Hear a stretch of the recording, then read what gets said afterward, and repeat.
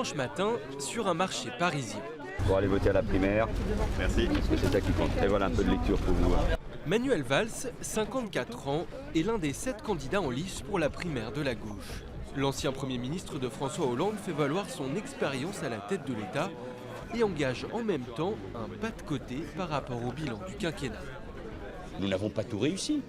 Il y a parfois des erreurs, chacun a droit à l'erreur. Mais en même temps, il faut aller de l'avant.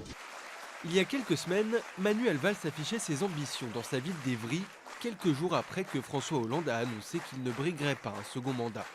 En qualité de Premier ministre, il a été critiqué par une grande partie de la gauche pour sa personnalité clivante et ses méthodes musclées pour faire passer notamment les lois Macron, puis El Khomri. Situation inédite en 2015, les frondeurs de la majorité élaborent une motion de censure contre son gouvernement et défilent dans la rue. Il faut s'interroger sur comment on en est arrivé là. Combien de renoncements, combien d'abandons, combien d'oublis, combien de réformes enterrées qui ont conduit beaucoup d'entre nous sur la loi travail, mais on l'a vu aussi sur la réforme constitutionnelle, à dire au gouvernement on ne peut pas vous accompagner, vous faites fausse route. Manuel Valls affirme désormais qu'il peut opérer le rassemblement dans son camp. Un rassemblement qui pourrait le forcer au grand écart entre l'électorat de gauche qu'il souhaite reconquérir et les électeurs plus centristes tentés par l'alternative Emmanuel Macron. Une tentative de conciliation que certains considèrent comme des incohérences.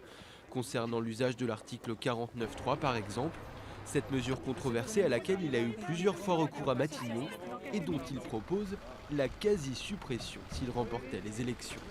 Je proposerais que, hors texte budgétaire, parce que la nation a besoin d'un budget, je proposerais de supprimer purement et simplement le 49.3. En 2011, Manuel Valls, déjà candidat à la primaire du PS, n'avait recueilli que 5% des voix. Selon les sondages, il fait cette année partie des favoris avec Arnaud Montebourg et Benoît Hamon. Les sympathisants de la gauche sont invités à se rendre aux urnes pour se prononcer les 22 et 29 janvier prochains.